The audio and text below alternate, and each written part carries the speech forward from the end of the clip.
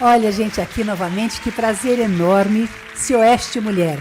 Estou hoje trazendo minha grande e querida amiga Vanice, nossa convidada também. Fazemos parte do grupo de GT de Gênero do Cioeste. E hoje nós temos uma pauta importante para falar da consciência negra, né? Um novembro muito importante no nosso calendário. Calendário das OS, calendário da ONU, calendário teu da cidade onde você pertence, do seu país, que nós temos que falar sobre essa pauta tão importante. E hoje nós trouxemos 2 líderes religiosos, não foi, Vanice? Sim. Eu quero te apresentar, de princípio, o meu querido convidado, o pai Alexandre, de Cotia, Caucaia. E você, Vanice, fala um pouquinho de você. Na verdade, eu acho que é importante a gente frisar a importância da consciência negra e falar sobre a consciência negra. Eu acho que tem algumas temáticas que a gente não deve deixar de discutir, refletir. E hoje a gente veio trazer sobre a temática, sobre a matriz africana, religiosa, a questão cultural, né? E eu trouxe como convidado meu parceiro, porque ele é meu parceiro mesmo, viu? O pai Wesley, viu? Que vai trazer a discussão também aqui com a gente. É muita responsabilidade nós quebrarmos para paradigmas, falarmos de uma religiosidade sem preconceitos, né? Com tolerância, e isso nós trabalhamos muito em Cotia quando nós desenvolvemos a Caminhada da Cultura de Paz, que o intuito inicial, pai Wesley, pai Alexandre, Vanice, era trazer todo esse grupo para nós falarmos e caminharmos juntos, independe da sua colocação religiosa, da sua igreja, nós devemos nos colocarmos juntos, né? A sua casa, o seu templo é Deus, a gente está falando de um Deus, de um bem maior, um bem supremo que nos fortalece em todos os momentos. E as matrizes africanas vieram com toda a sua força, e por isso nós temos esse movimento da cultura de paz com muita alegria. Fala um pouco para nós, pai Alexandre, da cultura de paz em Cotia. Bom, boa tarde. Sou o Babalorixá Alexandre Brito de Airá, né, e faço parte da comissão organizadora da Caminhada da Cultura de Paz de Cotia. É uma honra estar participando desse programa tão forte, tão conhecida, pelo convite de nossa amiga Ângela, né? A benção babá Wesley de Ogum. Boa benção, né? Então é uma honra poder estar aqui falando sobre religião, falando sobre a consciência negra. Conscientes somos, né? Nós somos bastante conscientes, né? Precisa conscientizar muita gente que o mundo não gira em torno de um só, e sim em torno de todos. Todos nós temos que sermos reconhecidos, temos que ter os nossos direitos, nossos deveres nós sabemos, procuramos cumprir e temos os nossos deveres perante a sociedade e com a religião. Né? E é um orgulho poder estar falando da consciência do dia 20 de novembro. Né? Que honra. Bacana. Que honra, né? Falar da nossa ancestralidade. Dos nossos mais velhos, das nossas crianças. Mais velhos, eu acho né? que é importante. De quem chorou por nós um dia. Eu costumo dizer isso lá na minha casa. Se cá estou, porque um dia alguém chorou por mim. Né? Alguém chorou para que eu estivesse aqui. Então eu tenho que fazer valer esse momento que eu estou aqui. Honrar esse momento. Honrar esse momento. Lembrar esse momento. E lembrar de quem chorou por nós. Então, é uma honra. Que lindo. Muito obrigado. Seja bem-vindo. Né? E eu estou aqui para discutir o assunto religioso, a ancestralidade, o preconceito, o racismo. Estamos juntos. Obrigada. Bacana. Obrigada. Agora o pai Wesley, né, ele vai se apresentar também e falar um pouco sobre a questão da importância da consciência negra, né, que na verdade não é apenas um dia, mas que deva perpassar todo o calendário e toda o cotidiano, né, das pessoas, né? Pode falar, palavra. Muito boa tarde a todos. Boa Primeiramente tarde. quero agradecer o convite, né, dessa oportunidade da TV Cioeste, juntamente com as meninas aqui, de nos trazer essa pauta que é tão importante. Né? E muitas vezes só acontece nisso, né? De sermos lembrados apenas em novembro.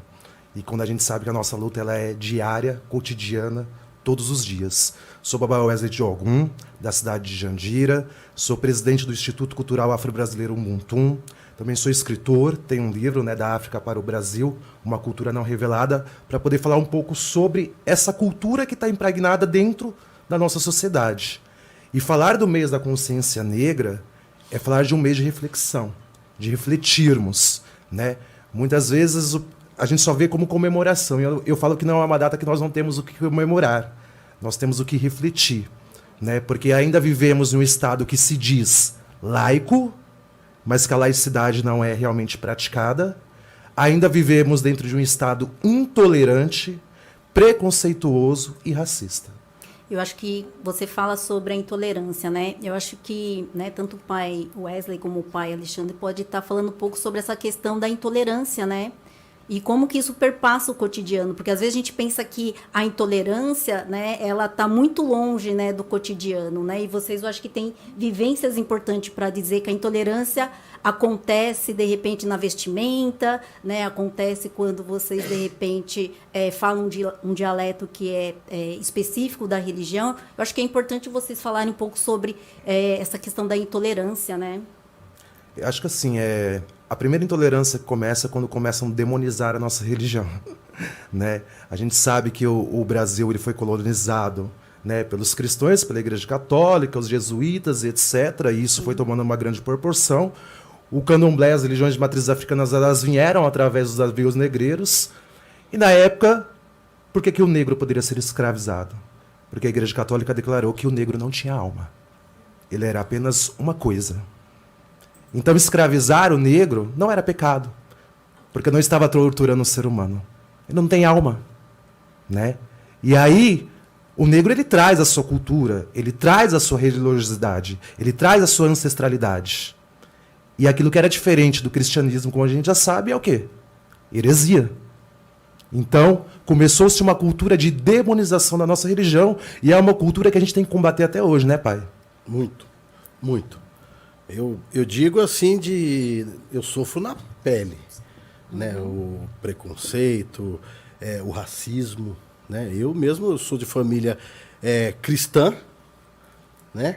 E não tenho apoio familiar, né? Então já começa na minha casa, né? Na minha família em si, o preconceito que eu sofro, né? O racismo que eu sofro, né? E quando eu saio na rua, que eu estou aparamentado, que eu estou com a minha vestimenta Sim. de sacerdote, de babalorixá, eu tenho que andar assim quando eu vou nos meus cultos, quando eu vou em cerimônias, você vê no olhar, no gesto, na fala, as pessoas mudam. Umas gostam, né? Olham, brilham os olhos, mas não é a maioria, né? A maioria te olha com um olhar crítico, com um olhar preconceituoso, né? E se você tiver numa função ainda, né, meu irmão? Que às vezes acontece, você está numa função, você precisa fazer uma função, uma situação numa praça pública, numa cachoeira, que ali é movimentado, você não pode deixar de fazer, né? Você tem que fazer. E às vezes tem pessoas que chegam e te criticam, saem. Já aconteceu situações em família, eu chegar e uma pessoa de outra religião me vê sair. Ou seja, ela me vê na religião, ela não me vê pai Alexandre ou o Alexandre. Porque para a família eu não sou o pai Alexandre, para a família eu sou o Alexandre, né? Então a gente sofre o racismo todo dia, toda hora, a todo instante. Aliás, eu observo isso também fazendo uma ponte com uma pessoa enferma, né, num hospital. Ela consegue com muita facilidade a família levar um padre com sua Bíblia para orar, para rezar. Mas tem uma certa resistência para levar as matrizes africanas para esse quarto desse enfermo, para que ele também fale sua palavra de fé a esse enfermo que é da religião. Tem essa resistência. Vocês já presenciaram essa resistência nos hospitais? Já presenciei. Inclusive, eu tive internado. Sim. Você acompanhou, você me visitou. Te visitei. E eu vi a todo instante um líder da igreja evangélico, né? A todo instante ali, pregando a palavra, né? Cumprindo com a missão dele. Não estava fazendo errado. Estava cumprindo a missão dele. Mas a todo instante que eu estive internado, fiquei internado por 7 dias, né? Eu não recebi visita de nenhum líder religioso do candomblé ou de religião de matriz africana para me dar uma bênção, exceto os meus amigos que foram me visitar. Mas uma pessoa que está passando ali para fazer esse trabalho, para fazer esse serviço social, que é um serviço social, eu não vi. Eu até comentei. Falei, como é que pode, né? Tanta gente internada aqui precisando de uma palavra, de um apoio, de uma oração, de uma reza, né? E não vem ninguém, só o evangélico que ele tem coragem de ir até lá, né? E enfrentar isso. E nós temos esse direito. Claro. Sim, eu acho E que é é uma, impor- acho é que uma até- aproximação com o divino, né? Sim, eu acho que é isso que é bem demarcado, que é essa questão, por exemplo, como que socialmente, historicamente, uma religião sobrepõe a outra, né? Acaba tendo uma hierarquia. É como que as outras religiões, que não fosse uma religião socialmente, digamos assim, que ocupa o seu espaço social, aceito, entre aspas, né? Deixa as outras religiões à margem, né? Que nem o pai Wesley falou, né? Historicamente, a gente viu que a religião de matriz africana ficou à margem, né? E todas as religiões que ficaram à margem, elas não têm a visibilidade. E não tendo a visibilidade, acontece o que vocês vivenciam no cotidiano, né? Que, por exemplo, que são as invasões do terreiro, que é a depredação, que é a violência, né? Então, acho que vocês poder trazer um pouco à tona isso, né? Que algumas ganham repercussão de valorização social, né? Algumas religiões, e a de matriz africana não, né? E aí, por conta disso, as pessoas acham, né, a sociedade acha que pode violar o direito de professar a religião de matriz africana, né? Eu acho que vocês poderiam falar um pouco sobre, né? E eu acho que assim, é interessante, doutora Vanice, você tocar nesse assunto, né? Porque aí eu gosto muito de falar de história, né? Porque a nossa religião ela é histórica, o nosso Brasil é história. E para que a nossa religião sobrevivesse e chegasse ao que é nos dias de hoje, infelizmente lá nos primórdios teve que se mascarar, que foi onde entrou o sincretismo religioso. Que hoje nós, babalorixás, temos uma grande dificuldade de começar a desmistificar isso, de quebrar isso, né? De mostrar que Oxum não é Nossa Senhora Aparecida, né? De mostrar que Exu não é São Lázaro ou a figura do diabo, como colocam. Mas por que naquela época os escravizados eles tiveram que fingir que estavam cultuando essas divindades? Porque se eles não fingissem que estavam lá cultuando Nossa Senhora Aparecida, São Lázaro, né, Cosme e Damião, que todo mundo conhece, mas que para nós é Ibeje, hoje ficou popularmente como Cosme e Damião e etc. Se os escravizados eles não utilizassem desse sincretismo religioso para poder mascarar o que eles estavam fazendo para o homem branco, eles eram mortos. Sim. Eles eram mortos, acusados pela igreja de heresia, né? Então, olha o enfrentamento que a gente tem que vir trabalhando. E hoje, pelo menos a minha maior luta é tentar quebrar isso, né? Mostrar aí, peraí. Sou católico, a gente adora também as divindades católicas, né? Sim. Muito devoto de Nossa Senhora Aparecida, né? De São Lázaro, etc. Mas nós temos as nossas próprias divindades. E é difícil colocar hoje na cabeça das pessoas que Ogum não é São Jorge. Que Ogum não é São Jorge. Que Ogum é uma outra divindade, que vem lá da terra de Iré e etc., que teve uma trajetória. E São Jorge é um santo católico, né? Então, existe essa dificuldade. Sim. Hoje, aqui em São Paulo, a gente tem uma liberdade um pouco maior. Sim, né? é o que eu ia falar. Hoje a gente tem uma liberdade um pouco maior. Mas, infelizmente, se a gente pegar aí nos recôncavos do Brasil, lá onde está afastado, ainda precisa se manter esse sincretismo, senão eles são apedrejados. Então, onde está a laicidade do Estado? Né? Será que a gente tem esse direito de ir e vir?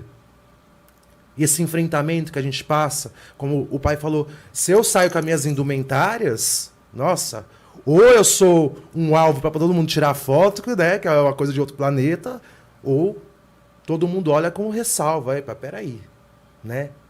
Hoje em dia, a gente está perdendo algumas tradições que nós tínhamos, né?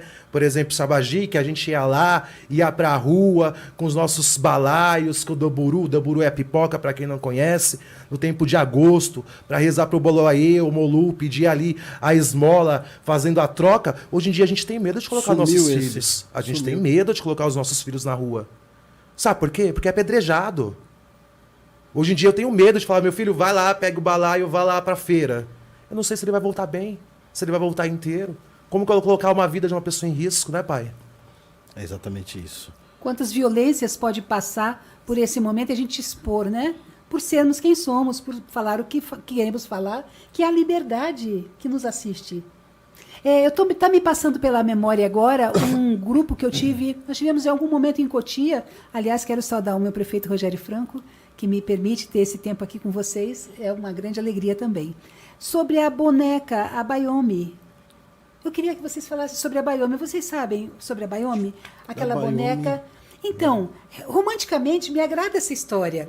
É uma história assim, que aquela criança entrava naquele navio com sua família e essa criança, tudo bem, tolerava a primeira hora, né? Na primeira hora a criança está feliz, está tranquila. É um passeio. Mas depois ela começa a ficar... Ai, o que tem para fazer? O que tem para fazer? E as mães, e aquele navio, naquele buraco daquele navio, ficavam todos os escravos.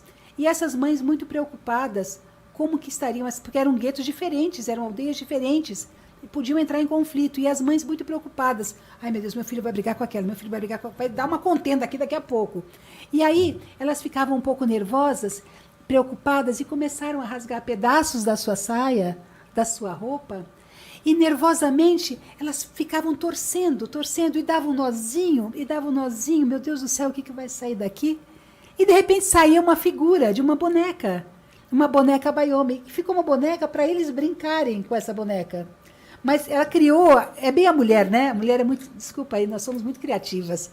E nós criamos essa boneca naquele momento, naquele navio, para nossas crianças brincarem com nossos...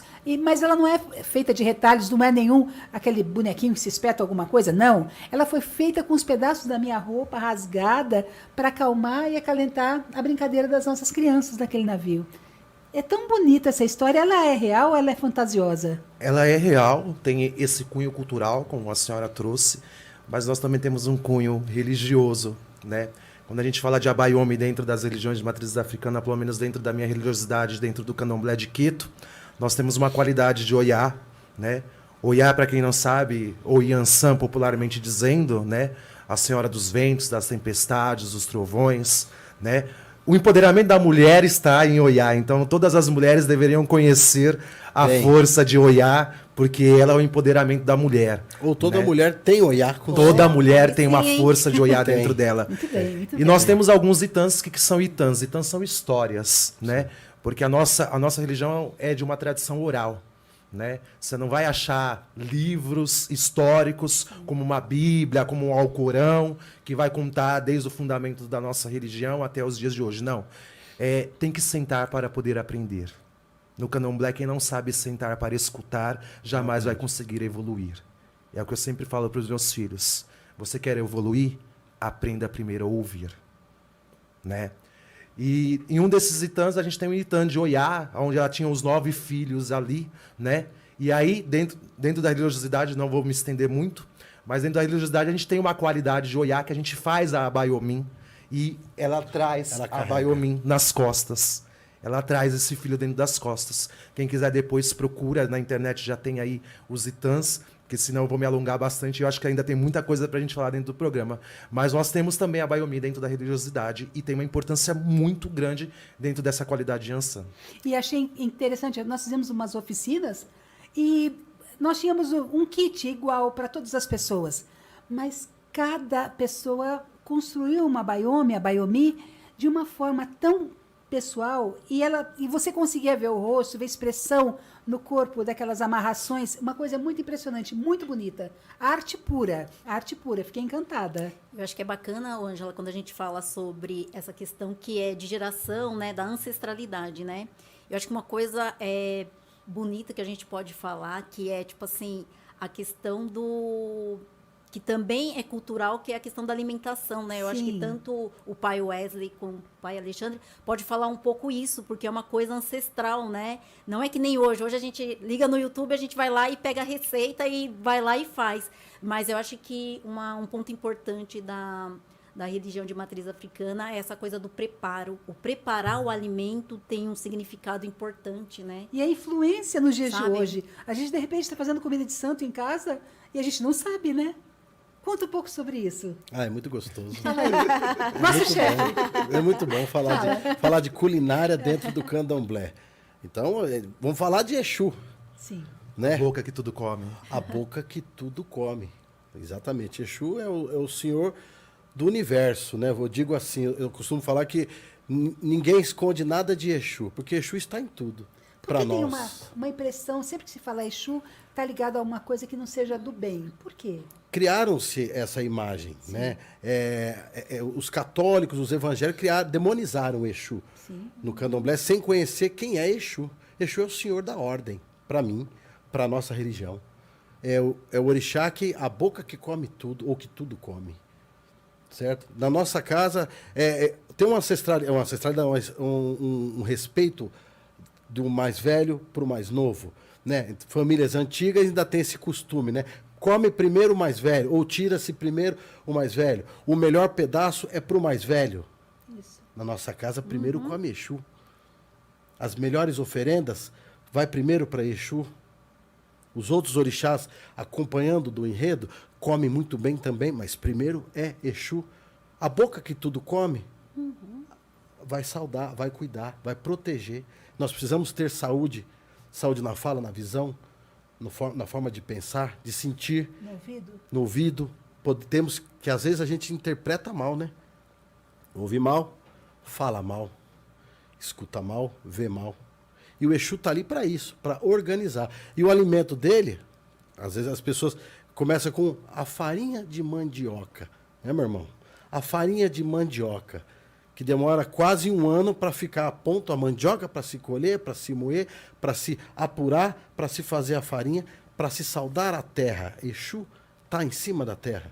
Então, quando se faz o primeiro padê para Exu, que a gente tem o costume de saudar o Exu, se dá o alimento à terra, aquela mandioca que a gente põe um melzinho, que a gente põe um dendê, que a gente põe um otim, que é a bebida, ou às vezes até a água. Nós estamos utilizando os elementos da terra para alimentar a terra, para saudar o Exu, para convidá-lo a estar presente das nossas cerimônias. Então, o Exu é o primeiro. E ele não come só farinha. Ele come tudo que a nossa boca come. Ele come um acarajé, que é feito do feijão fradinho, pilado. Ele come o camarão, que vai no acarajé.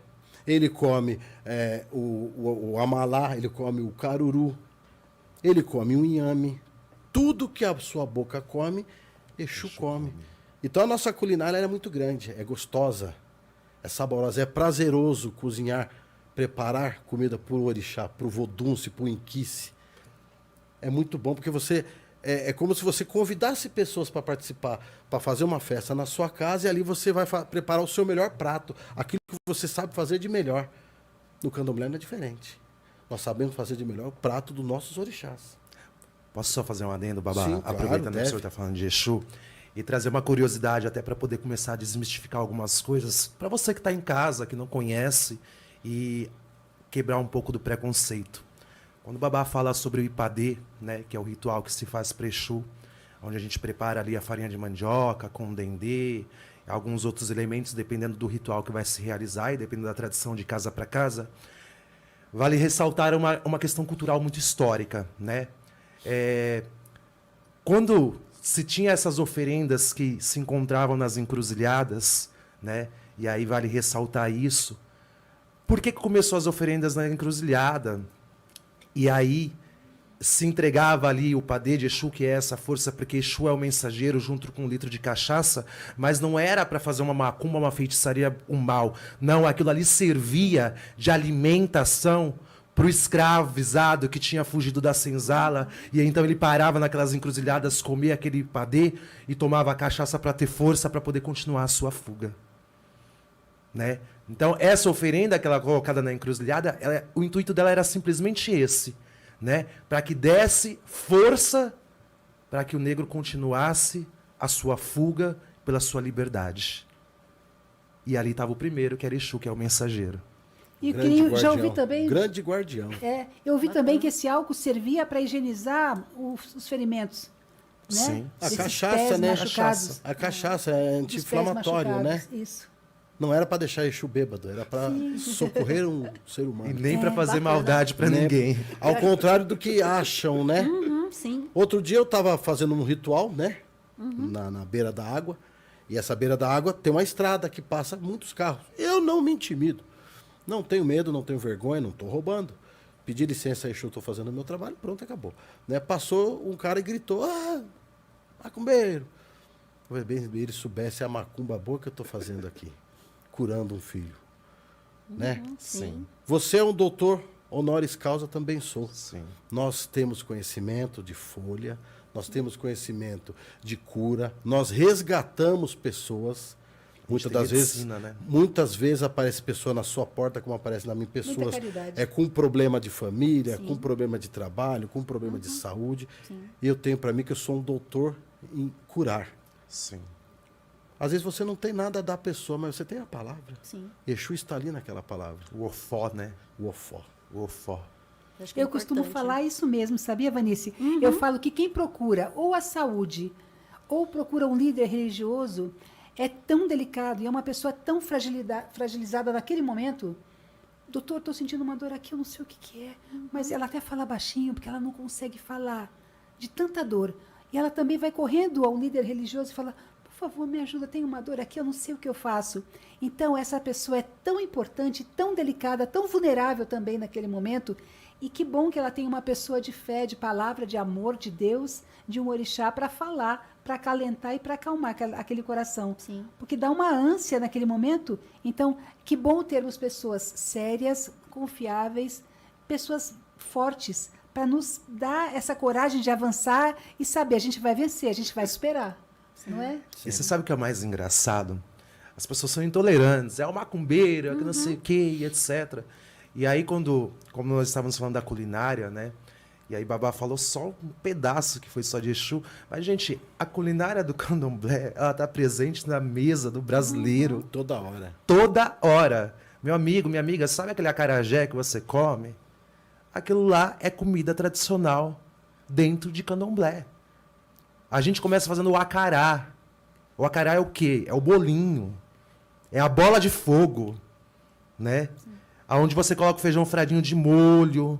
Depois tem que tirar aquelas casquinhas, os olhinhos. Vai pro pilão, vai pilar tudo aquilo ali, entendeu?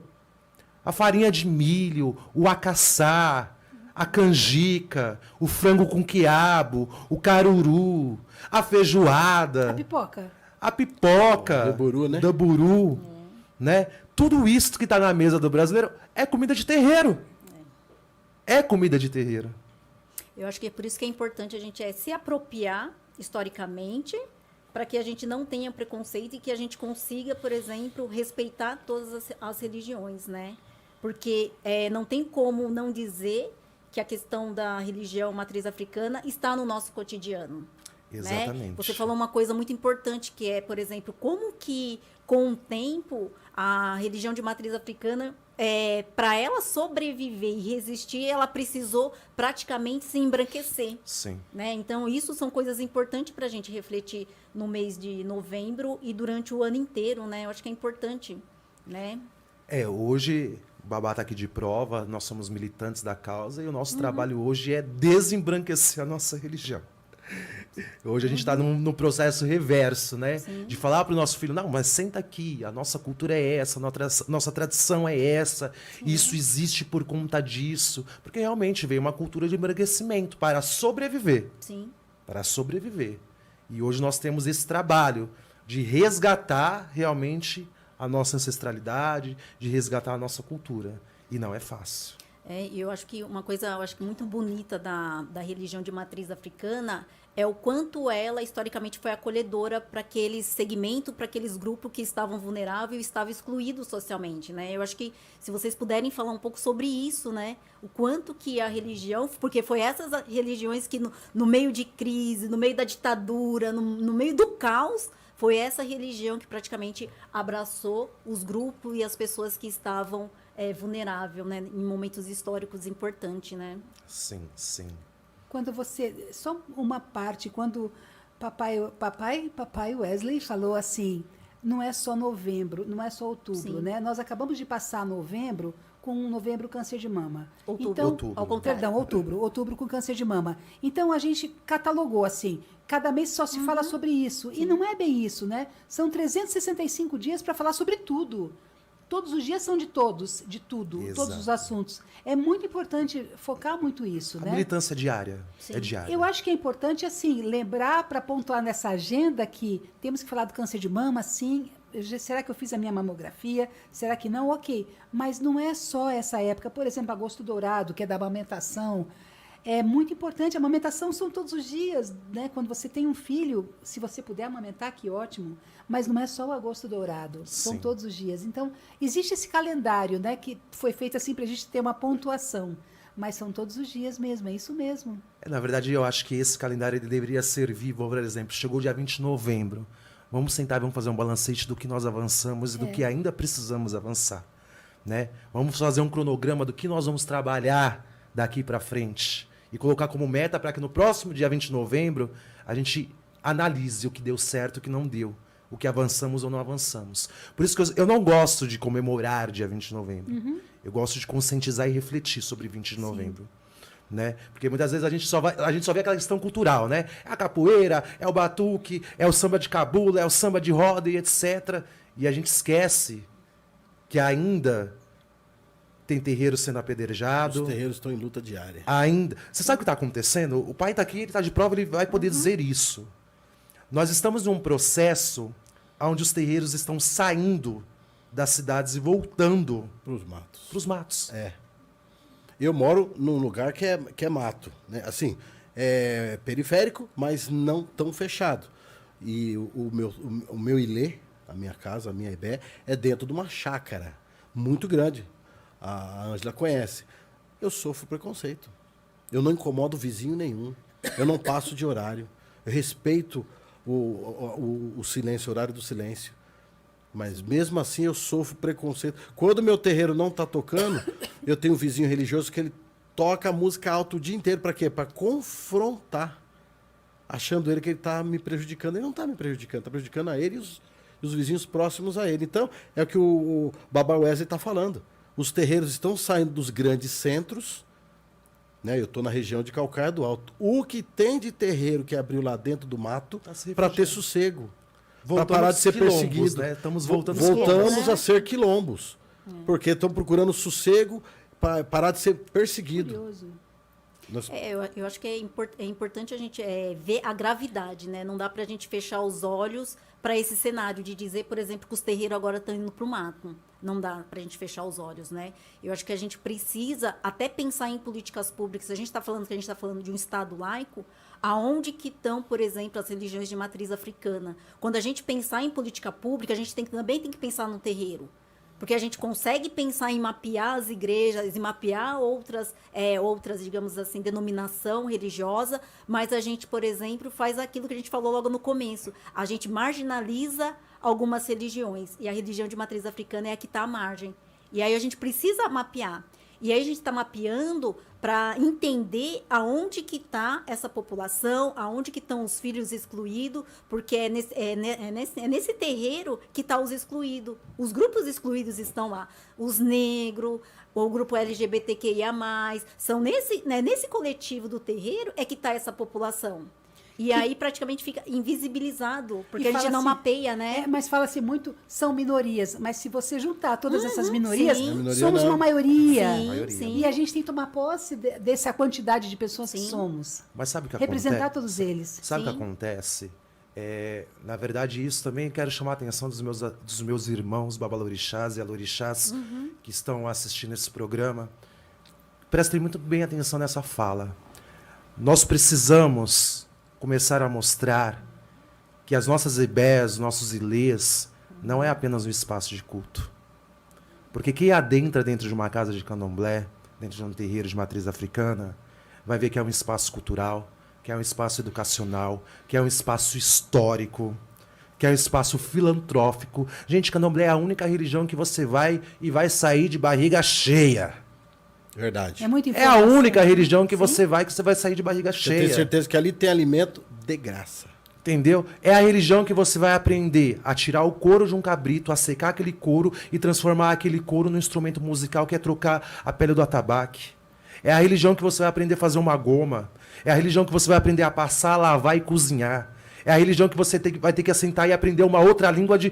ou você aprende, ou senão você está fora do culto, porque você é obrigado a aprender. E você aprende na tradição, no dia a dia. Então, a gente tem que parar de só mostrar a nossa casa como uma forma de culto. Mas a nossa casa, ela é um centro cultural.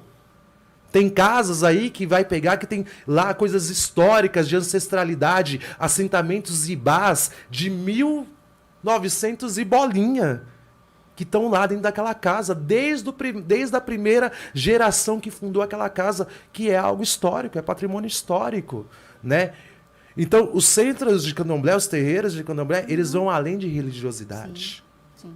Eles vão além de religiosidade. Porque enquanto nós estamos aqui preparando as nossas funções, as nossas crianças estão ali brincando, cantando, é a roda de capoeira, aprendendo, tu pega o baldinho lá, tá tocando o tamborzinho, na musicalidade do que ela ouviu. Tá ali aprendendo a cozinhar, aprendendo a fazer o acará, aprendendo a fazer o damburu, aprendendo a fazer o caruru, porque Em tudo família. isso tudo em família, Em família. né? Porque hoje em dia tá tudo mais moderno, né? Mas antes até o nosso próprio dendê a gente tinha que extrair do dendezeiro de forma artesanal. Como eu falei aqui, né, o acarajé que é feito totalmente de forma artesanal. O acaçá, que também para nós é um alimento sagrado. A acaçá tem o poder de levantar uma pessoa. O acaçá é como se fosse um bolinho, né, feito de farinha de milho. Fala para nós como é feito o acará. Acaçá. Acaçá, desculpa. Vou deixar para o nosso mestre falar um pouco. Tá? O acaçá é da farinha de Que é o milho cozinheiro, branco, né? com mel. Para algumas situações põe o mel. Para outras situações tira-se o mel. Para algumas situações põe o dendê. Para outras tira o dendê. Não vou falar de fundamento. Algumas mas ele cerimônias, alimenta. leite de coco, né? Põe leite de coco também. Para incrementar, né? Então, o acaçá, nós temos o costume de dizer no candomblé, quem come acaçá não passa fome. Quem come quiabo não pega feitiço. E quem come quiabo não pega feitiço. Que lindo. Olha. Olha só. Então, vamos lá. Mas ele está fugindo um pouco. Desculpa, Alexandre. Pega a farinha de milho branca. Isso, cozinha. Cozinha. Com água. Com água e Ok. mel. Vou falar do tradicional. Ok. Cozinha com água e mel. Você pega uma folha de bananeira, molda ela no fogo, né? E ali faz aquele bolinho moldado que representa a pirâmide. Sim. Certo? Ali é o acaçá. É o alimento que ele sustenta os 4 cantos do mundo. Por isso que ele é a pirâmide. Lindo, né? Olha que beleza de informação. Eu vou Nada provar. se faz no candomblé Sem a caçar. sem o acaçá. Eu Se vou não provar. tiver, pode faltar, até pode faltar uma cachaçinha de uma situação. Pode faltar até um mel, né? Mas não pode faltar o acaçá, que o acaçá é a representação do alimento, do sagrado. O sagrado ele está ali. Sem acaçá não tem candomblé. Tá certo, irmão? Axé. A benção. Que lindo. É isso. Nós estávamos conversando um dia, na Cioeste, inclusive, sobre esses espaços de oferenda. Nós temos as cachoeiras, temos os mares, temos os rios, e eu sei como é complicado isso, né? A sociedade que não conhece a cultura, não conhece essa religiosidade, o preconceito, e já tem no Rio de Janeiro, se não me engano, um espaço para fazer as oferendas. Vocês já ouviram falar sobre esse espaço? Eu acho que antes deles responderem sobre isso, acho que eles poderiam primeiro até trazer essa questão de, por exemplo, o pai Alexandre falou, por exemplo, da questão da terra, né? De, por exemplo, fazer alguma situação, mas a terra é a base, a terra é onde praticamente se começa tudo e é da terra que termina tudo. Olha então, aí. de repente, falar um pouco sobre, antes de falar Sim. sobre isso, falar um pouco algumas coisas que as pessoas talvez não tenham conhecimento, né, desse rito de ir até, por exemplo, a mata, né, de utilizar de coisas da natureza, porque às vezes as pessoas não compreendem como que é esse rito, né, e da valorização disso. Talvez vocês falarem um pouco sobre isso, né, da licença, né, sobre a esse terra processo. é sagrada, né? Uhum, E sim. tudo que passa dentro da casa de candomblé, o que não é utilizado é descartado ou entregue à natureza. Óbvio que tem alimento que vai em cima da terra, óbvio que tem alimento que vai dentro da água. Mas não é no intuito de sujar a natureza e tão menos a água. Aquele alimento que não nos serve, pode servir à água, aos peixes. Certo? E a água tem que levar. A água é vida para nós. Então entregou dentro da água, está pedindo vida para aquela situação. Entregou em cima da terra, não estou sujando a natureza. Eu estou entregando para a terra, porque a terra vai absorver. Ali vai alimentar o chão, vai alimentar formigas, vai alimentar bichos, roedores que andam. Então, é a continuidade da vida dentro das matas. Ó, tem situações que você tem que colocar lá no mar. Por que tem que colocar no mar? Porque a maré vazante tem que levar, mas é coisas limpas. Aqueles que não têm esse cuidado, né? Que põem pote de barro, põe pote de louça, né? Esses precisam se conscientizar. As garrafas. As garrafas, né? Eu utilizo bebidas nos nossos rituais. Eu levo lá a bebida. Quando é para pôr na terra, jogo a bebida em cima da terra e trago o vasilhame. Quando leva no alguidar, tira-se do alguidar. Hoje utiliza-se muita folha de mamona ou folha de banana. Tira-se do alguidar, põe em cima da mãe terra, porque a folha vai deteriorar, o alimento vai deteriorar. Então, hoje está tendo muito esse cuidado. Eu já tenho esse cuidado há muitos, muitos anos, né? Mas eu ainda encontro muito nos lugares que a gente anda, em beiras de água ou mata, a gente ainda encontra muitas pessoas que vai lá despachar em sacola, larga lá a sacola. Sacola demora muito tempo. Nós levamos, eu tenho esse costume, às vezes leva alguma coisa em sacola. Tira-se da sacola, põe em cima da mãe terra, pede-se a permissão, que nós não podemos, porque todo canto tem o seu dono, né? Para que a terra absorva aquilo. Então a terra, para nós, do candomblé, ela é muito sagrada. Sem terra não tem vida, não tem procriação. Sem terra e sem água, não acontece. É o Exu, né? Exatamente. É o Exu. Então, a minha concepção é essa. Né? E eu faço isso dentro da minha casa, eu prego isso dentro da minha casa. E às vezes acontece da gente encontrar em cerimônia grandes sacerdotes, pessoas mais velhas no santo, né? Pessoas há mais tempo iniciadas, que vira e mexe, toca-se no mesmo assunto. Parece que o pessoal agora resolveu fazer essas perguntas. Como é que você está despachando os seus trabalhos? Assim? E eu não tenho costume de botar em beira de estrada, eu não tenho costume de botar em praça, eu não faço isso. É mato ou é água. Pronto. É assim que a gente faz as nossas entregas e as nossas oferendas também.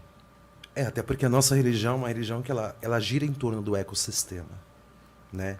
Falar de candomblé é falar da força da natureza, falar dos 4 elementos, terra, fogo, água, ar, né? Para entrar dentro de uma mata, a gente tem todo um respeito, não é simplesmente lá e eu vou sair entrando.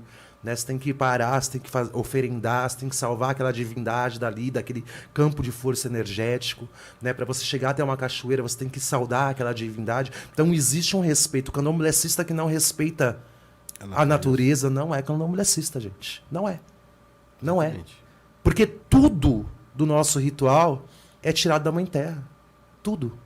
É a folha que eu preciso para fazer a medicina, a saçanha. É os grãos que eu preciso para fazer os alimentos. São os bichos que têm que ser muito bem criados, bonitos, bem tratados para os rituais de sacrifício.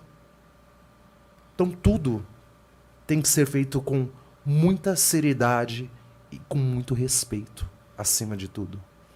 O candomblé é uma religião que, se você não tiver respeito, você não sobrevive lá dentro. Porque tudo tem que haver respeito.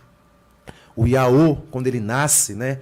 O Iaô é aquela pessoa que acabou de ser iniciada, que passou pelos rituais de iniciação. Logo quando ele sai de dentro do quarto santo, ele tem que reverenciar tudo. Inclusive a igreja. Inclusive a igreja. Todas. Sim. Ele vai aprender que ele não é dono do mundo. Ele vai aprender que ele é uma criança que nasceu e vai ter que aprender que ele faz parte de um todo. Então, quando ele sai, ele vai ter que dar paó até no portão da casa. Até para o portão da casa, ele vai ter que saber se ajoelhar. Porque é aquilo que eu falei. Quem não sabe ajoelhar para poder aprender a ouvir, jamais vai poder aprender a ser grande. Que lindo. Então, essa é a nossa filosofia. E o que vocês acham, por exemplo, a Ângela falou sobre uma lei no Rio de Janeiro de ter um espaço específico, né? E aí, de repente, o que vocês acham sobre isso, né? De repente... Isso é uma luta, né?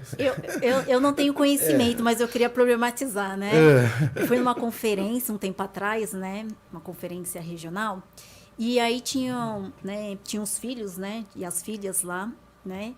Das mães de santo. E aí, na verdade, tinha um debate sobre isso, Ângela. E aí aquilo me cafifou. Me cafifou. E eu vou falar por que me cafifou.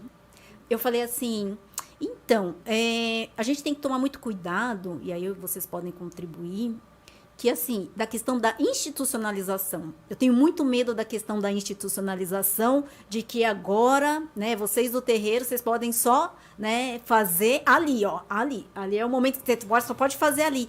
E eu fico muito preocupado, porque, historicamente, a gente era movimentos sociais e, com o tempo, a gente virou ONG, porque a gente se institucionalizou, a gente entrou em umas regras, né? E aí eu fico muito preocupado com isso, né? Da perca da liberdade e da perca do sentido que é, por exemplo, o trabalho de vocês, né? Quando vocês têm que fazer um trabalho, uma oferenda, uma coisa específica da religião. Eu queria que vocês falassem um pouco sobre isso que a Ângela trouxe. Eu estou falando, mas eu sou leiga. Eu acho que se criar esse espaço, nós vamos estar regredindo, voltando ao zero. Uhum. Você só vai poder ali. Sim. E se eu não posso ir ali? Uhum. Como é que faço? Né? Então, Mas eu acho que nós vai. estamos voltando, ao meu ver, tá? Longe de mim ser crítico às pessoas. Eu penso, por exemplo, definir um espaço para fazer entregas, fazer seus trabalhos. Só vou poder ali? Não tem sentido. Mas essa discussão veio dessas matas, essas cachoeiras, que no caminho, quando você chega lá com seus filhos para brincar na cachoeira, tem um pé cortado por uma louça quebrada, por uma garrafa quebrada, como você falou, você leva, pai, e você traz de volta. Exatamente. Mas não é Não é todo mundo que faz a isso. conduta de todos, né? Não sei se hoje já tem essa conscientização desse respeito à natureza. Na verdade, são 2 pesos e 2 medidas, né? Porque quando você vai lá na cachoeira, às vezes a garrafa que você acha lá é do próprio pessoal que estava lá fazendo churrasco também. Também existe Né? isso, claro. Então, Mas isso vai é uma ficar- questão de conscientização ecológica para todo mundo. E aí não é só questão de religião de matriz africana, mas da sociedade inteira. Né? O brasileiro ele tem essa mania de tudo pode, né? E aí é natural. Água leva. É natural eu jogar o papel pela janela do carro, é natural eu jogar o papel de bala no chão, então isso já está muito natural. Então a gente precisa fazer uma reeducação ecológica nesse sentido. Referente aos espaços, também são 2 pesos e 2 medidas, né? Se faz necessário sim ter alguns espaços. Por quê? Porque nós não temos espaço nenhum onde nós podemos exercer o nosso culto. Por exemplo, eu era natural de Diadema, lá a gente conseguiu fazer uma lei. Aonde, por exemplo, se eu precisar ir lá no cemitério, hoje eu tenho uma calunga dentro do cemitério para poder fazer qualquer tipo de ritual. Mas, por exemplo, hoje eu estou residindo na cidade de Jandira. Se eu precisar entrar no cemitério meia-noite para poder fazer um ritual, eu não vou poder entrar. Ou eu vou ter que pular o muro do cemitério e depois a guarda municipal está lá atrás de mim, né? Ou eu não vou poder fazer o meu ritual. Entendeu? Então, existe 2 pesos e 2 medidas e precisa sim, né, abrir alguns espaços. Por exemplo, por que os nossos irmãos evangélicos, católicos podem ir para a praça pública, podem fazer culto na praça, podem fazer as ações deles na praça, mas eu não posso fazer um xirê na praça? Fica o ponto de interrogação. Por que eu não posso ir lá com o meu povo fazer um xirê dentro da praça? Por favor, explica o que é xirê. Xirê seria uma cerimônia, Tá. né? Por exemplo, vou lá louvar os orixás. Então, vou cantar para todos os orixás ali, né?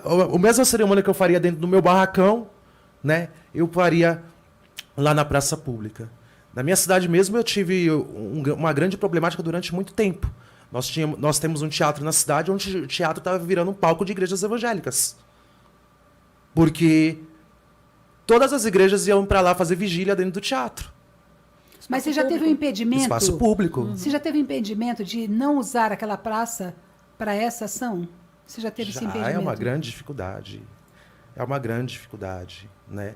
E ó, eu acho que é importante, assim, a gente frisar a importância de políticas públicas e a importância, por exemplo, do Estado se posicionar como um Estado laico de Laico. fato, né? E não, na verdade, está, né, Tendencioso. escrito que ele é laico, mas a gente vê toda a expressão do Estado como um Estado que tem tomado posição, né? Então, se a gente está falando do Estado laico, a gente está falando que todas as religiões, todas as pessoas que queiram professar a sua fé, seja ela qual for, que possa fazer e utilizar espaço público também, né? Porque quando o Wesley fala que ele não pode utilizar um espaço público, a gente está falando que Estado é esse. E aí a gente está falando não só especificamente do município que o Wesley citou, mas a gente está falando de todos. E aí é pensar, por exemplo, se no seu município, né? E aí a gente fala para todo mundo, né? Seja gestor, ou seja comunidade, seja sociedade, E no seu município, como tem sido isso? Todo mundo pode, né, na verdade, fazer a sua fé, manifestar a sua fé com respeito, né? Você sabe, eu vou aproveitar um gancho. Quando eu estive diretora de cultura em Cotia, um dia, olha a cena, eu, diretora de cultura, chegou um indígena e veio me pedir autorização para mostrar suas ervas, apresentar suas ervas numa praça pública. Eu comecei a chorar, envergonhada. Falei assim, meu irmão, essa terra é tua, eu roubei essa terra de você, né? Me desculpa, faça o que você quiser, é tudo teu. Então, olha o que nós fizemos com os indígenas também, né? Sim. Nós sim. tiramos todos os direitos dele, de explorar, a terra é dele. Nós machucamos todos eles, nós violentamos, nós marginalizamos. E é uma perversidade, de novo, que eu vejo, porque aquele homem me pedindo para usar a terra, que vergonha, né? Como nós somos pequenos. Mas somos pequenos também nessa falta de conhecimento. Nós não temos... esse conhecimento não é de faculdade que a gente aprende, é sentindo, vivenciando, observando tudo que está ao nosso redor, no nosso entorno. Quem são essas pessoas que estão fazendo bem para alguém? Olha, se você chutar aquela oferenda, você vai perder a perna, você vai morrer. Não, o objetivo não é esse. É oferecer para uma entidade, né, um orixá. Então, o que nos falta é conhecimento. E eu acho que Deus perdoa a ignorância. Deus perdoa. Ela está fazendo isso, ele está fazendo isso porque não sabe. Mas a partir do momento que você toma posse desse conhecimento, você já não é inocente. Você está fazendo uma coisa provocada pela sua ira, pela sua rejeição àquilo que você não conhece. Eu costumo fazer uma reflexão quando perguntam para mim assim, Baba Wesley, mas Exu não é uma maldade? Principalmente Exu Catista, não Exu Orixá, mas principalmente Exu Catista, que é mais cultuado na Umbanda, e depois veio o Candomblé, foi se apropriando disso também, né? E aí eu costumo dizer assim, se quem adentra a porta do terreiro e vai até a divindade, ajoelha no pé da divindade e pede a maldade ao ser humano, quem é o mal? A maldade está no coração de quem? De Exu ou de você que está lá pedindo para ele a maldade? Ele não ofereceu para você a maldade. Quem está pedindo é você. Então a gente precisa fazer uma reflexão. Divindade nenhuma, ela é maldosa e divindade nenhuma quer destruir Senão ninguém. não seria uma divindade, né? Né? Divindade nenhuma é maldosa e divindade nenhuma quer destruir ninguém. É o ser humano que quer moldar a divindade de acordo com os seus interesses pessoais. Conveniências. É verdade. Perfeito. E o que vocês gostariam que fosse realizado nesse mês de novembro? Nossa, se um dia eu tiver a oportunidade de realizar nesse mês de novembro, eu faria tal coisa. O que está assim no coração de vocês lá no fundo? Vou pedir para a Vanice, vou pedir para a Ângela para que a gente faça isso. O que seria? O teu sonho, pai. O teu sonho, pai. Fala. Abre o coração. Pedir. Geralmente te pedem, né? Vocês pouco pedem. Então, peçam agora o que vocês gostariam que tivéssemos promovendo para vocês, para agradar o coração de vocês, que tanto fazem por tantas pessoas. Eu acho que está no momento da gente fazer um grande congresso, né?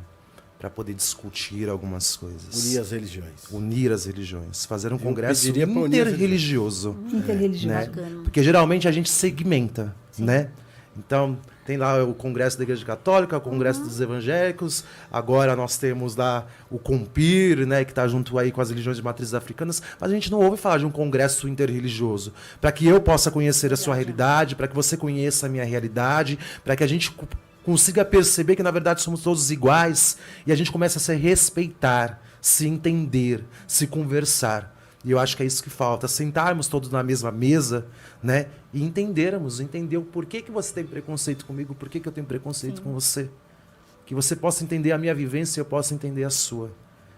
E a gente lembrar que o maior mandamento, então, de todos é o que? É o amor. E está faltando a gente praticar o amor. Verdade. E é esse amor que promove a paz. Né? Amor que promove Por a exemplo, paz. eu estou preocupada. De repente, alguém, por uma birra, dois meninos birrentos, brigando. Eu sou mais forte, você é mais forte. Então tá. Então vou acabar com a luz, vou acabar com a energia de um país tão frio que é a Alemanha, né? Como vai ser aquele povo? né? Como vai ser essa experiência para eles, essa vivência para eles? Mas é assim, eu acho que a gente tem que refletir sobre os efeitos das nossas ações, né? E respeitar todas as vidas que estão por aqui, as formigas, que eu respeito demais, grandes arquitetas, né? Fazendo túneis fantásticos, respeitar todas as vidas, pedir licença para a pedra quando você tiver que passar por ela, e assim, respeite seu Deus, frequente a sua igreja. Eu acho muito importante, seja a sua igreja qual for, respeite essa igreja, respeite seus sacerdotes, suas autoridades religiosas. E é isso, promovam a paz no mundo. Muito obrigada por vocês terem nos dado tanta informação, aumentado muito o nosso conhecimento, nossa cultura de oralidade, né? O que vocês falaram tanto. Isso mesmo. Vanice, querida, obrigada pelo GTS Oeste. As suas considerações finais, por favor, podem falar, o microfone é de vocês. Bom, eu agradeço o espaço, o convite e aquilo. Eu rogo pela paz, pelo amor. E quando eu assumi o candomblé, minha mãe falou, mãe Marinalva, em memória, ela disse: meu filho, nunca diga não para ninguém. Porque se esse alguém veio até você, um porquê tem, e capacidade não vai te faltar. Então, pelo amor, eu faço tudo por amor. Amém. Com amor. Amém. Axé. Axé. Eu quero agradecer também a oportunidade, né?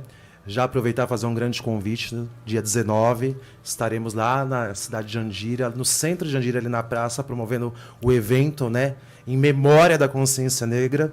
Né? Então, estão todos convidados. A partir do meio-dia, estaremos lá na Praça Central. E quem quiser conhecer um pouco do meu trabalho também, tem o meu livro, procura lá nas redes sociais também, né? Para você conhecer um pouco mais sobre essa cultura que o continente africano trouxe para o nosso país. Né? Muito obrigado. Obrigada. E que Ogum abençoe sempre. Dia 19, em Cotia, teremos também na nossa Praça da Matriz um grande momento da consciência negra. Como você bem disse, repete, pai. Memória em consciência negra. Memória e consciência negra. Obrigada, Vanice. Obrigada, Fale, obrigada. Fale da sua experiência de ter estado aqui hoje.